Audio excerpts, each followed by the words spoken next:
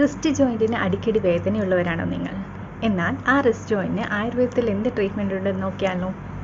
ഡീക്യൂർവൻസ് സ്റ്റീനോസൈനോവൈറ്റിസ് എന്ന കണ്ടീഷനാണ് ഇന്ന് നിങ്ങളെ ഞാൻ പരിചയപ്പെടുത്താൻ ഉദ്ദേശിക്കുന്നത്. ഡീക്യൂർവൻസ് സ്റ്റീനോസൈനോവൈറ്റിസ് എന്നാൽ റിസ്റ്റിൽ നിന്ന് ഈ തമ്പിലേക്ക് പോകുന്ന ഈ ഒരു റീജിയനിലുള്ള ഒരു മസിൽ ബണ്ടിലിനുള്ള ഇൻഫ്ലമേഷനാണ് അഥവാ നീർക്കെട്ടാണ്.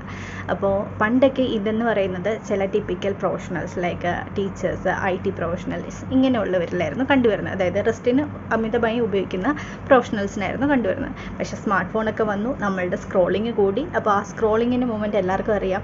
ഈ തമ്പും അതേപോലെ തന്നെ റിസ്റ്റിൻ്റെയും ജോയിൻറ്റിനുള്ള ഒരേപോലെയുള്ള മൂവ്മെൻറ്റ്സ് ഉപയോഗിച്ചുണ്ടാവുന്ന ഒരു മൂവ്മെൻറ്റാണ്.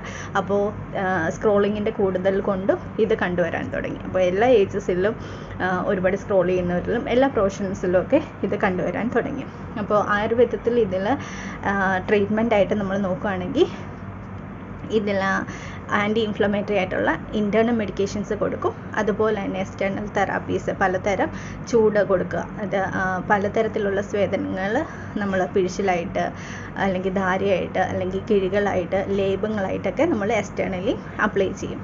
അപ്പോൾ ഇതാണ് ആയുർവേദത്തിൽ ഇതിൻ്റെ ട്രീറ്റ്മെൻ്റ് ആയിട്ട് പറയുന്നത്. ഇനി ഇതൊക്കെ ട്രീറ്റ്മെൻറ്റ് ചെയ്ത് നമുക്ക് വേദന കുറഞ്ഞു, അതിൻ്റെ ഒപ്പം തന്നെ നമ്മൾ എന്ത് ചെയ്യണം? റെസ്റ്റ് എടുക്കണം. നമ്മളുടെ ഈ ജോയിൻറ്റിൻ്റെ എക്സ്ട്രാ വർക്ക് കാരണമാണ് നമുക്ക് ഈ ഒരു അസുഖം വന്നത്. അപ്പോൾ അതിന് റെസ്റ്റ് എടുത്തിട്ട് നമ്മൾ ആ വേദനയൊന്ന് കുറച്ചെടുക്കുക.